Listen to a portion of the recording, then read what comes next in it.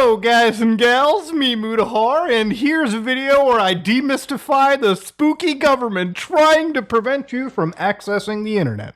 Now, I believe the internet is like a country where everyone can come together, get involved, and have a good time. And I always hate it when governments, no matter if they're my government, no matter if they're governments like North Korea or China or India or Malaysia in today's case, where all they try to do is prevent people from accessing the internet, okay?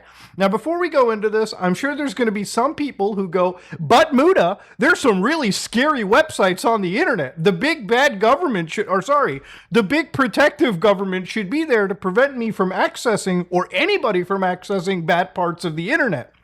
I'm gonna hit you with a little reality truth bomb, okay? Every part of the internet at times can suck, okay? There's tons of illegal stuff happening around us, okay? And you know what? Let's not even get into illegality, because obviously throughout history, I can pretty much show you that at times, generally when it comes to illegal material that is hosted on the internet, a lot of law enforcement agencies will do their best to try to attack this problem in a very specific fashion. And when it comes to illegal, like CSAM material, for instance, right? We talked about this in the last couple weeks. There'll be things like hash matching, hash fingerprinting, and generally if servers are hosted within the United States or any country that has this stuff illegal, which is most countries, then the law enforcement agencies will quickly go and shut down those servers and charge people who are running illegal schemes. And if, let's say, for example, they're not in the United States and they're somewhere in, like, you know, the United Kingdom, and the US police find them out, then it's one quick call from the US agencies to the UK agencies, and things are solved, okay? I think as the internet has evolved, we've done a relatively good job trying to stomp out as much evil as we can. I'm moving on to something that's a little bit more general, okay? See, there are a lot of governments in the world, like Malaysia, for instance, that want to stop people from accessing material they consider to be harmful, okay?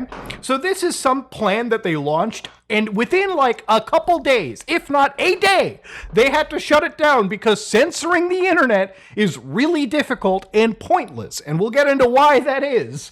So, for instance, the MCMC from like Malaysia, this is apparently their DNS order, okay? So they were apparently doing something known as DNS redirection, which is the process of redirecting users' internet requests to a specific DNS. In their case, the ISP's local DNS. MCMC is instructed every internet service provider to implement DNS redirection to enhance online safety by preventing access to harmful websites.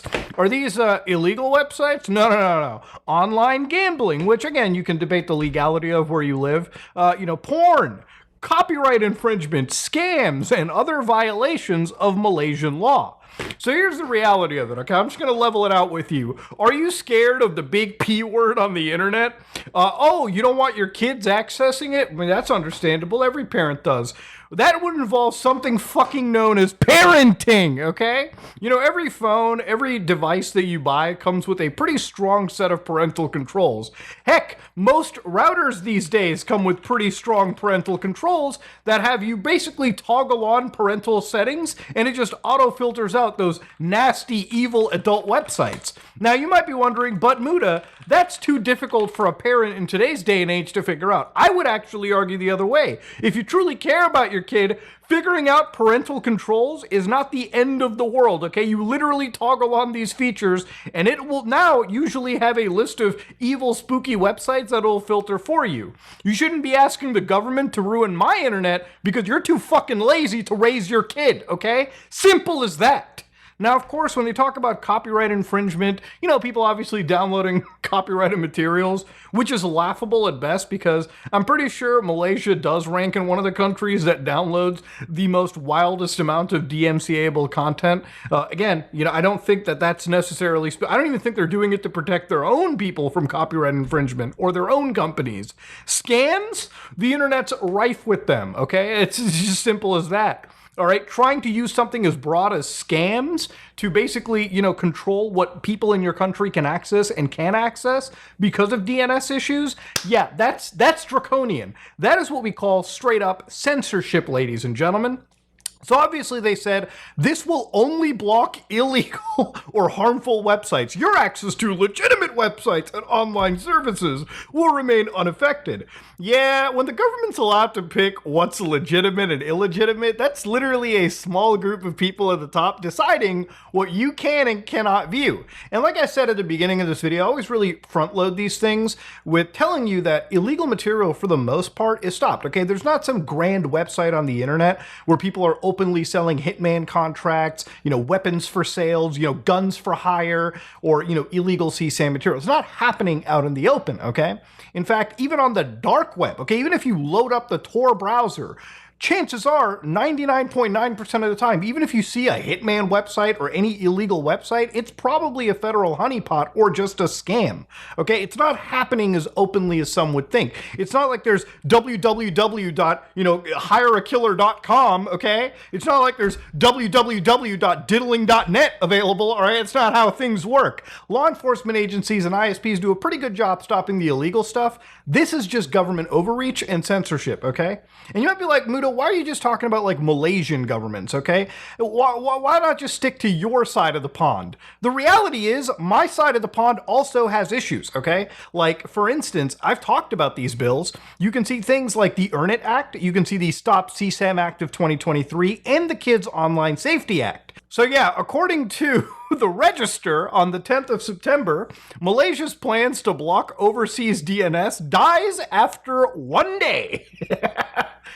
So when the commission had said, yeah, it won't affect your connection speed or browsing experience for legitimate websites, a lot of people in the government had started to call out, bro, hold on, this is a little draconian. I mean, you got a bunch of people within the actual government, a lot of people actually with power here saying it's censorship, it's inefficient, and opens up further cybersecurity risks like DNS poisoning, and it's counterproductive towards the government push for tech startups, innovation, and data centers. So, okay, what is this DNS stuff that we've been talking about, and why does Malaysia have a hard-on for getting rid of it, okay, or trying to stop it and restrict it? Well, I think the best way to explain a domain name system for me is I'm going to use a mapping service to basically describe how this works.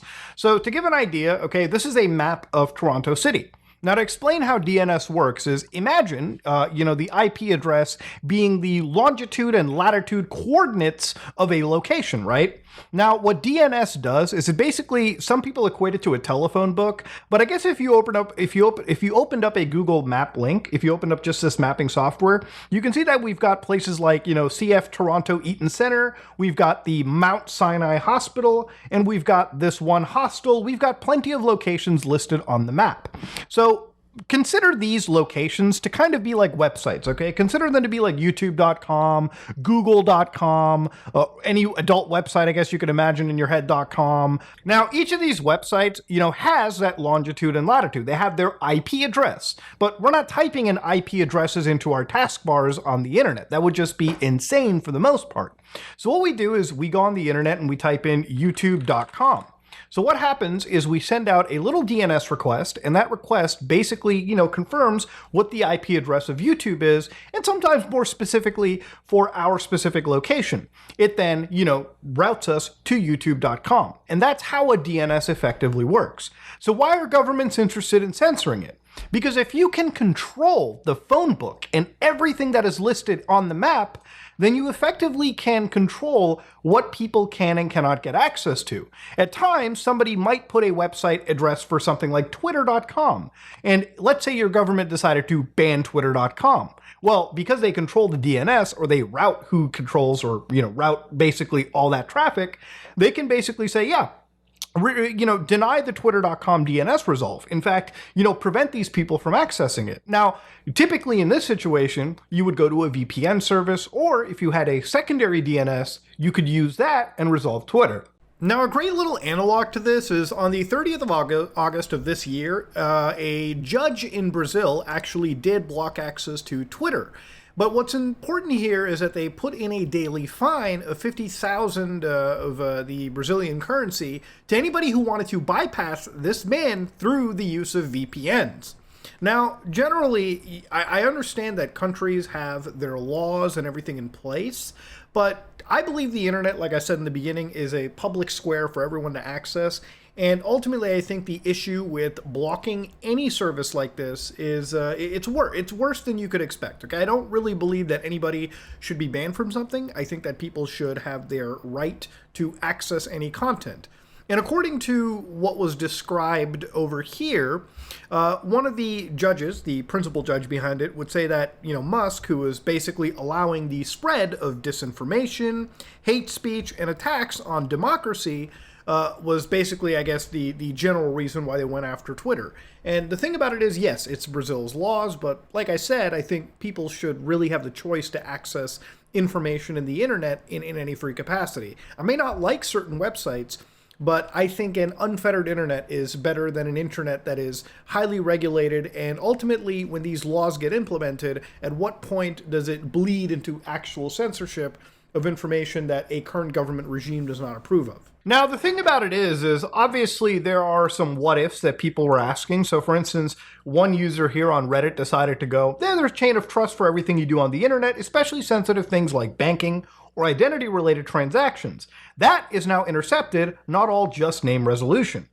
And of course, you've also got a problem with the interception, because then what they're describing is a potential man in the middle, which is run by the internet service providers and ultimately controlled by a government at the very end of the day.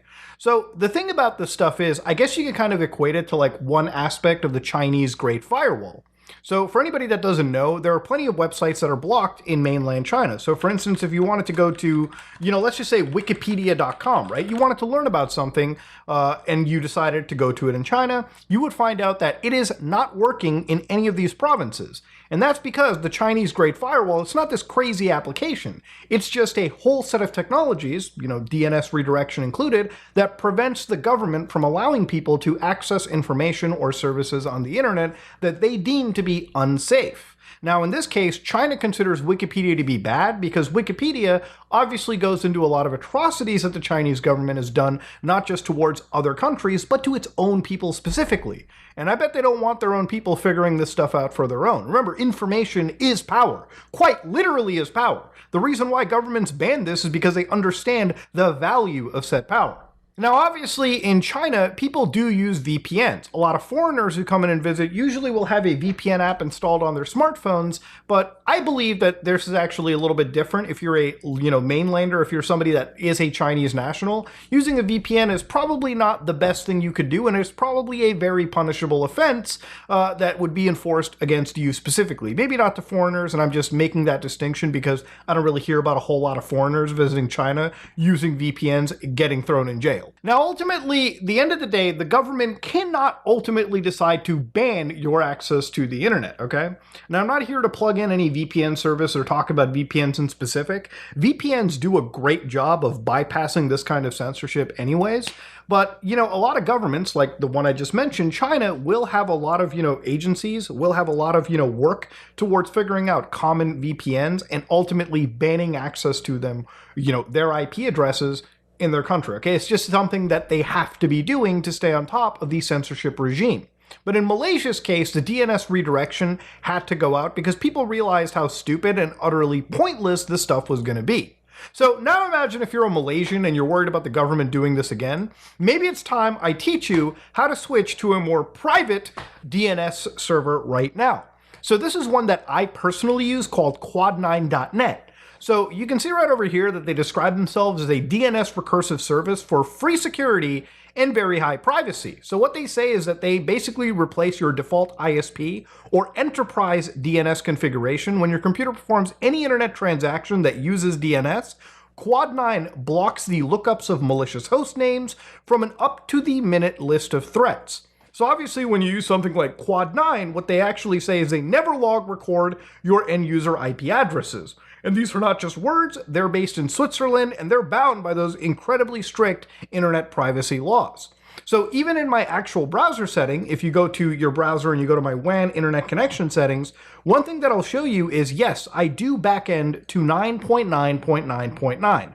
This IP address is literally just my Pi-hole IP address, which I use to do network-wide ad blocking, but it also filters entirely through Quad9. You don't have access to your router? Not the end of the world. They have entire guides to teach you how to do this underneath your Windows operating system as well. Mac OS, Linux, iOS, Android, so on and so forth. It literally is as easy as going to the network icon on your system tray, clicking on your actual connection type, editing the DNS server assignment, and just changing things to 9.9.9.9 and their alternate 149, 112, 112, 112.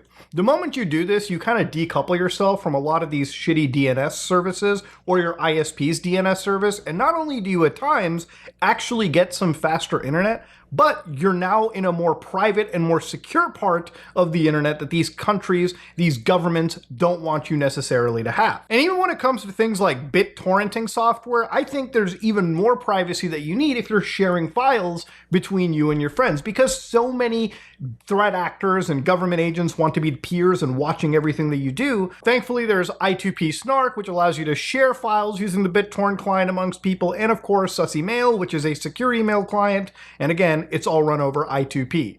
And obviously, one of the things they'll tell you is like, listen, this is mostly to prevent people from accessing illegal material, or like in Malaysia, they don't want people to access, adult content. Now, obviously, if you go to Statista, you can see web traffic to, one of the adult websites. So look, at the end of the day, this country wanted to block the internet or certain parts of the internet by doing the most stupidest thing possible, and without realizing really until like the 0 hour that yes, you can't just censor the internet that easily. There's plenty of ways around the bans that these governments place, and I think it's kind of a requirement for the internet citizens around the world to be teaching each other about things like safer DNS servers, safer DNS resolvers, and safer technology, so that everyone around the world can use the internet in a easily, freely accessible way. Look, at the end of the day, there is a lot of bad stuff on the internet, okay? There's a lot of misinformation and there's a lot of problems. But I don't think you should be throwing the baby out with the bathwater in this situation, okay?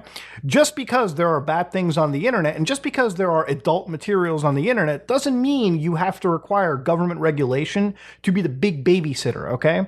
And if the government wants to be the big babysitter, then it is literally everyone's duty, yours watching this even, to teach people to basically avoid government censorships and technologies by utilizing more open source stuff, by utilizing more stuff that is privacy focused, like what I showed you with Quad 9, ultimately to kind of give a fuck you to these government agents that want to prevent you from accessing all of the internet, okay? Parts of the internet. Look, even in the worst case scenario, you cannot ban even the most illegal aspects, okay? You can, however, work to stop illegal stuff, and I think governments do a pretty good job of that, as much as you reasonably can expect with the amount of shit thrown on the internet every day.